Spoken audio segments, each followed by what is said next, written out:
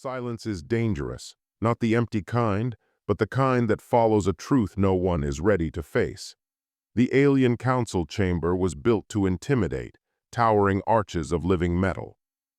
Floating glyphs glowing with alien law, hundreds of non-human eyes fixed on a single figure standing at the center of the floor. A human, no restraints, no armor, no visible fear. Just a man in simple attire, hands relaxed at his sides, breathing steady, like he wasn't standing before the most powerful coalition the galaxy had ever known. Moments ago, he had asked his question. And everything had stopped. The presiding alien delegates exchanged glances, something they rarely did. Species that had crushed stars, erased civilizations, and rewritten planetary histories now hesitated, because of a sentence spoken calmly by a human. One of the alien delegates finally spoke, its voice layered and echoing. "Your question is irrelevant." The human didn't respond. He didn't nod, didn't argue, didn't even blink. That unsettled them more than anger ever could. The chamber lights shifted, a sign of authority, a sign that the council was about to reclaim control of the trial. "We will continue," another alien voice declared. "Humanity stands accused of instability, unpredictability, and potential threat." "That's not an answer." The interruption was soft, but it cut through the chamber like a blade. Every alien head turned back to the human. He had spoken again.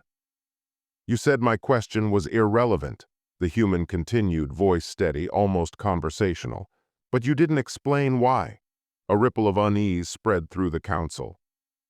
Aliens were used to speaking uninterrupted. Their authority was absolute. No species had ever stopped them mid-declaration and survived.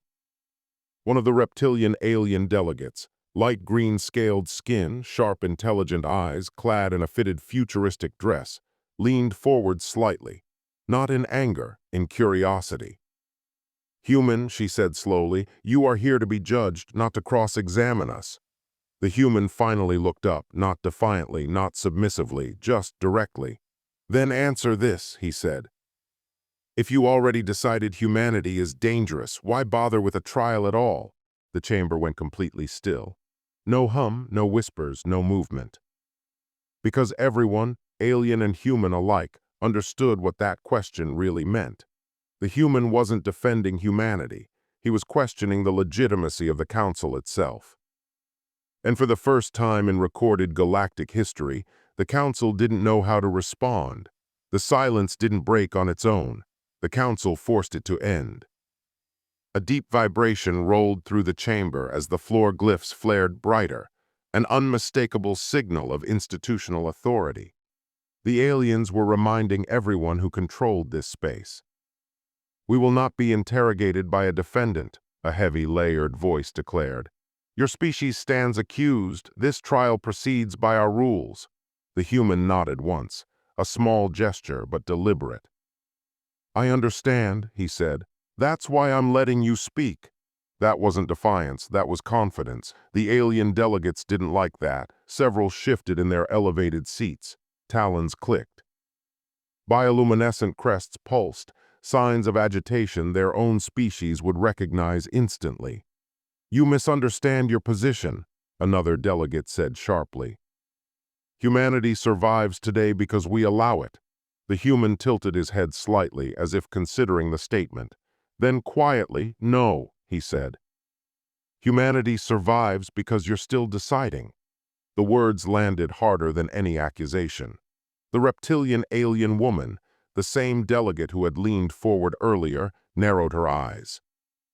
Her light green scales caught the chamber light as she studied him more carefully now. "You believe our hesitation is weakness?" she asked. The human met her gaze. "I believe hesitation means you're uncertain," he replied, "and uncertainty doesn't belong to judges who claim absolute authority." A ripple moved through the chamber, not anger, recognition. One of the elder species spoke next, its voice colder than the rest. "You presume much for a species barely present on the galactic stage." The human exhaled slowly. "You presume something too," he said. "That experience equals understanding." He paused, not for drama, but to let the meaning settle.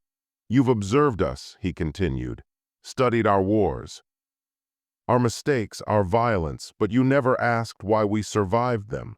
The council attempted to interrupt. The human didn't raise his voice. He simply continued speaking. That was my question, he said, and you still haven't answered it. The chamber lights dimmed slightly, a sign not of dominance, but of recalibration. For the first time, the trial was no longer moving forward on alien terms alone. The reptilian delegate folded her hands together, posture changing. Less accusatory now, more analytical.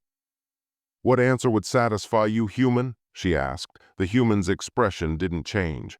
I don't need satisfaction, he replied. I need honesty.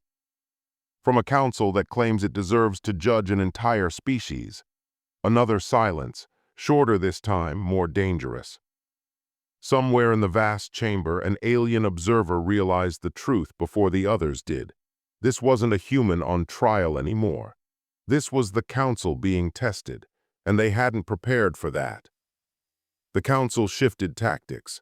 If authority hadn't worked, then procedure would. A holographic projection ignited in the center of the chamber, vast, detailed, merciless. Human history unfolded in cold, alien light. Wars, burning cities, nuclear fire blossoming over blue oceans.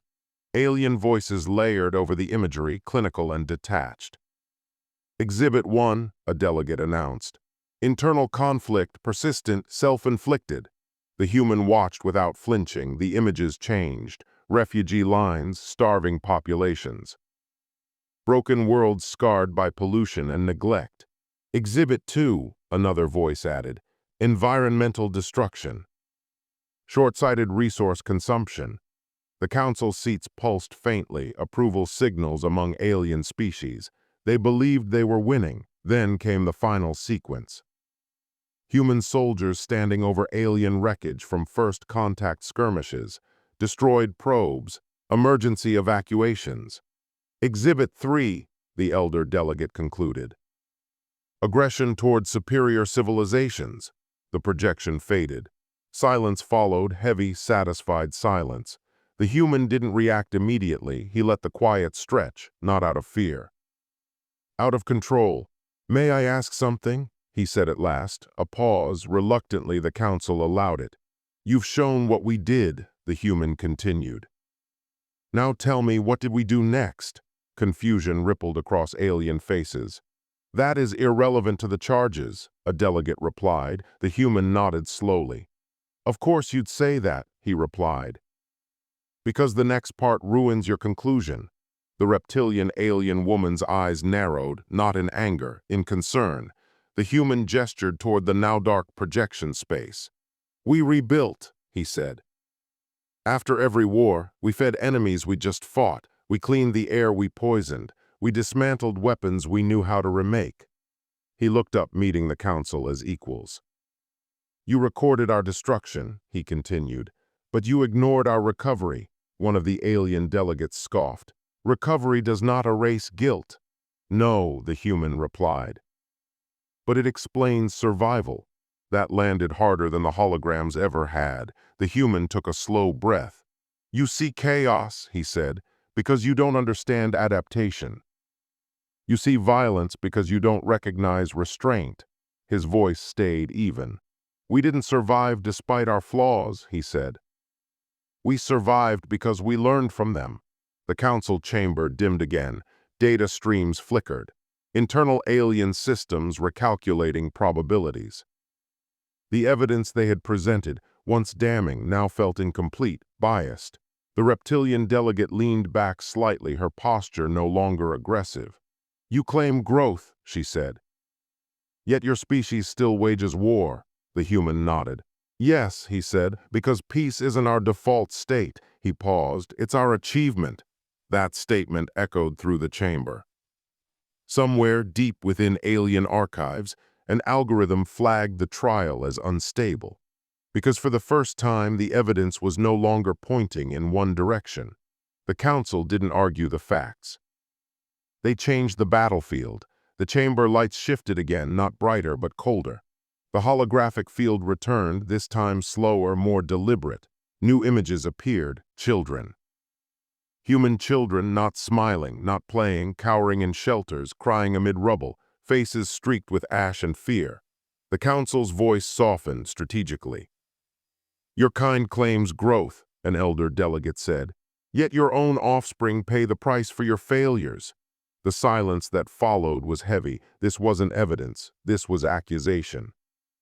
The reptilian alien woman watched the human closely now, not with judgment, but with intent. This was the moment meant to break him. "If your species values life," she continued, "why do you allow the innocent to suffer for your ambitions?" A pause, longer than before.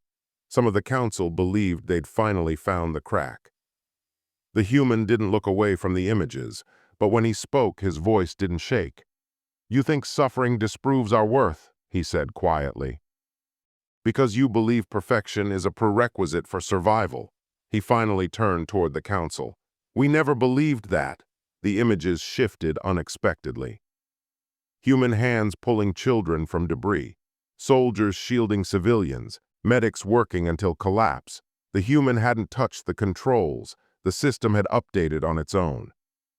"You see victims," he continued. "We see responsibility." The elder delegate bristled. "You failed them," it said. The human nodded. "Yes." That admission caught the chamber off guard.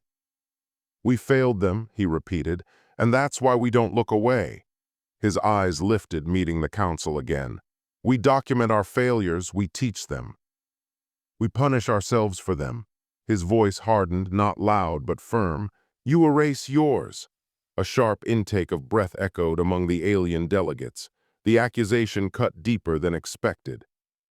"You call us dangerous," the human said, "but we don't pretend to be flawless." He gestured toward the hologram. "These children grow up knowing the cost of mistakes. That's why they fight to do better." The reptilian alien woman felt something unfamiliar twist in her chest. Understanding. "You wanted a moral comparison," the human said. "Here it is." He took a step forward. "We don't ask if suffering exists, we ask what we do after." The chamber went still again, but this silence felt different, heavier. Because now the council wasn't judging humanity's violence. They were confronting their own detachment. Somewhere in the alien network, a designation changed. The council didn't speak immediately. For the first time since the trial began, they weren't choosing words carefully. They were choosing whether to tell the truth. A low-frequency hum spread across the chamber, privacy fields activating. External observers were cut off. Records paused. This conversation wasn't meant for history. The elder delegate finally spoke, its voice quieter than before. "You misunderstand the nature of this trial, human." The human remained still. "I suspected that," he replied. "You believe you are being judged for what you've done," the alien continued. "But that is not why humanity stands here." The reptilian alien woman lowered her gaze slightly, her expression conflicted. "You are here," she said, "because of what you become." The words settled like gravity. The human waited. He didn't rush them. Fear speaks eventually, if given room. "You adapt faster than any species we've recorded," the elder delegate admitted. "You recover from losses that should end civilizations. You integrate enemy technology within decades." Another voice joined in. "You turn failure into momentum." The chamber dimmed further. "And that," the elder concluded, "is what unsettles us." The human exhaled slowly. "So this isn't a trial," he said. "It's a risk assessment." The reptilian delegate met his eyes. "Yes, you fear will become powerful," the human continued. "No," she corrected him softly. "We fear you won't stop growing." That landed, not as an insult, as a confession. The human nodded once. "That fear makes sense," he said, "but it doesn't justify what you're doing." The elder's tone hardened. "You assume we have a choice. History shows species like yours destabilize galactic order." The human's eyes sharpened, not in anger, in clarity. "Order," he said, "is just stagnation with better branding." The words echoed. Several alien delegates recoiled, not because they disagreed, but because they understood. "You froze your civilizations at a safe point." the human continued. No risk, no failure. No growth, he paused, and now you're terrified of anything that refuses to stay still. The reptilian alien woman felt it then, not fear, recognition. This trial isn't about protecting the galaxy, the human said. It's about protecting your comfort. The chamber trembled just slightly, not from power, from truth. The chamber remained sealed. No witnesses, no records, just truth exposed and uncomfortable. The alien council expected anger now. They expected the human to protest, to threaten retaliation, to demand equality or recognition. He did none of those things. Instead, he stepped back, not physically, conceptually. You're afraid, the human said calmly. That's not a crime. The council stiffened. No species had ever spoken to them like that. You fear what you can't control, he continued. Every civilization does at some point. The reptilian alien woman looked up sharply. You mistake fear for weakness, she said. The human shook his head. No, he replied. I mistake fear for honesty. Weakness is pretending it isn't there. The elder delegate folded its limbs slowly. What do you propose, human? It asked. Submission, limitation, oversight? The human's lips curved slightly, not a smile, something quieter. None of that, he said. He paused. I propose choice. The word rippled through the chamber. Choice was not how the council operated. Choice created variables. Variables created risk. You can end this trial, the human continued, and accept that humanity will grow, sometimes faster than you like, sometimes in directions you don't expect. He met their eyes one by one. Or, he said, you can mark us as a threat and spend the next millennium reacting to us. The chamber lights dimmed further. The council understood the implication. We are not threatening you, the human added. We're offering clarity.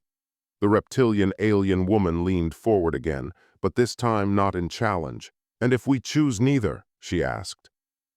The human didn't hesitate. Then you'll choose irrelevance, he said. That hit harder than any declaration of war. You see us as a future problem, the human continued. But the real danger isn't humanity. He gestured toward the council seats. It's a galaxy led by those too afraid to evolve. The elder delegate's voice was quieter now. You speak as if you already belong among us. The human's gaze didn't waver. We don't want to belong, he said. We want to move forward.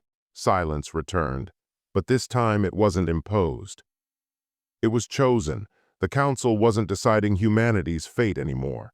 They were deciding their own.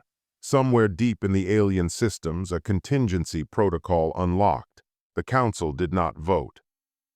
They argued, not aloud, not yet, but in pulses of light, shifts of posture, subtle biological signals only their kind could read.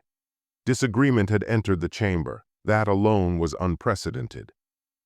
The human stood still, watching without intrusion. He understood something now. They weren't deciding his fate. They were confronting the fact that their unity was no longer guaranteed. Then the reptilian alien woman rose from her seat.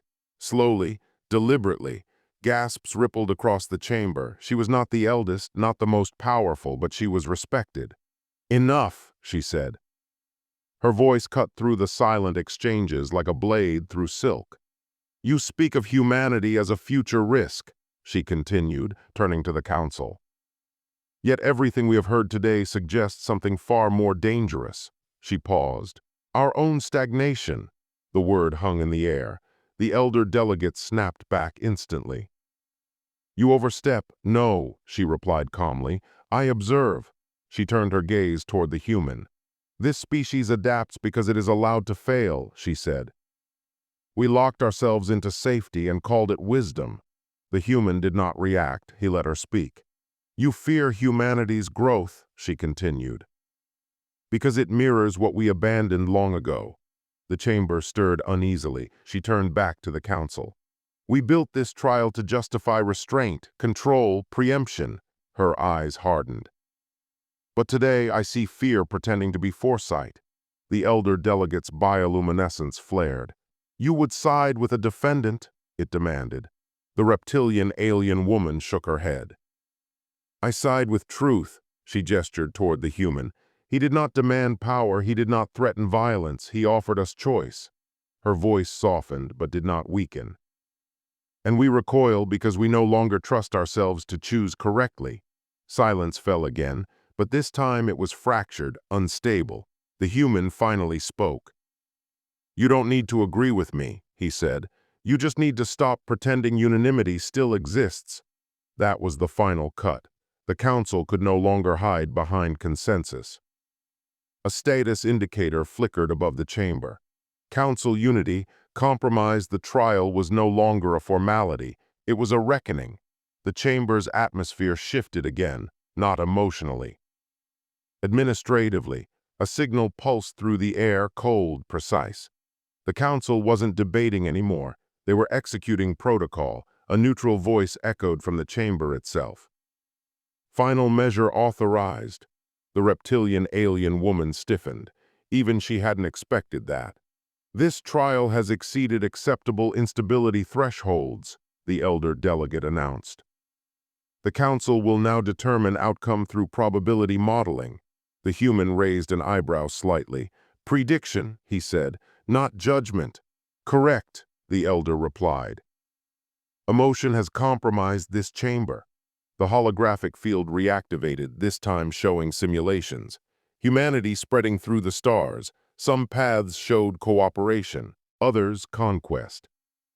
Collapse, ascension, millions of branching futures, all evaluated in seconds. "This is how we maintain order," the elder declared. "We remove uncertainty." The human watched the futures unfold. Then he smiled, just a little. "You can't model this," he said, the elder's glow intensified.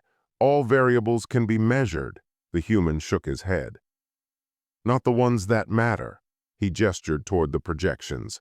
"You're calculating outcomes without asking the participants what they intend to do." The reptilian alien woman's eyes widened. She saw it now, the flaw. "You're afraid of our future," the human continued. "So you reduce it to data, to curves and probabilities." He looked back at the council. "But we don't live in averages." The simulations began to destabilize. Paths overlapped. Outcomes conflicted. The system faltered not because of error, but because of contradiction. "Human unpredictability exceeds acceptable parameters," the neutral voice warned. The human nodded. "That's the point. You can't lock the future in place," he said. "Because the moment you do, someone will break it." The chamber fell quiet. The council's final weapon had failed, not because it was weak, but because it was incomplete. The reptilian alien woman stood again, this time without hesitation. "This measure proves his argument," she said. "We are trying to freeze motion itself." The elder delegate said nothing. For the first time it had no response. No alarm sounded, no declaration echoed. The chamber simply settled. The massive structures of the courtroom dimmed to a neutral glow, signaling something rarer than judgment. Deliberation had ended. The elder delegate rose, slowly, carefully. Not with authority this time, but with caution. "The council has reached a determination," it said. The human stood straight, hands still relaxed. He had no weapon, no leverage. And yet the room leaned toward him. "Humanity," the elder continued, "will not be designated a hostile civilization." A ripple spread through the chamber, not relief, shock. "But neither," the delegate added, "will you be granted protected or allied status." The human nodded once. "Fair, expected." "You will be classified as an emergent variable," the elder said. "A species whose trajectory cannot be constrained or predicted." The words carried weight. Emergent variables were rare. They changed systems. They disrupted equilibria. They forced others to adapt. The reptilian alien woman closed her eyes briefly, then opened them with something like pride. "This trial is concluded," the elder said. "Humanity will be released from oversight." A pause. "And observed." The human finally smiled fully, not because he'd won, but because they'd understood. "Observation is fine," he said. "Just remember something." The council waited. "We learn faster when we're watched," the human continued, "and even faster when we're underestimated." The chamber absorbed that in silence. The elder inclined its head. A gesture so small and so unprecedented that several delegates froze in disbelief. Respect. As the chamber seals disengaged, the reptilian alien woman spoke one last time. "You changed nothing today," she said to the human. He met her gaze. "I know," he replied. "I reminded you." The human stepped out of the chamber. The council remained behind, still processing. No applause, no celebration, no orders, just silence. And in that silence the message spread. Across the galaxy, alien observation posts flickered as reports were sent. Humanity, emergent variable. Unpredictable, resilient. Whispers carried through species that had never considered humanity anything but primitive. Now they hesitated. The reptilian alien woman watched him go. "You have changed nothing," she whispered to herself. "No," the human replied quietly, though she could not hear him. "I have reminded them who we are." Ships prepared for war paused. Plans for conquest slowed. Negotiations took on a new tone: caution, respect, understanding. Humans had not struck. Humans had not threatened. Humans had simply stood their ground. Back on his homeworld, the human looked up at the stars. They had judged him. They had tested him. And now they would watch differently. The galaxy, he thought, will learn faster than it expects. No victory cries, no celebration, just the quiet knowledge that humanity had survived unbroken and unchanged by fear. That alone was enough.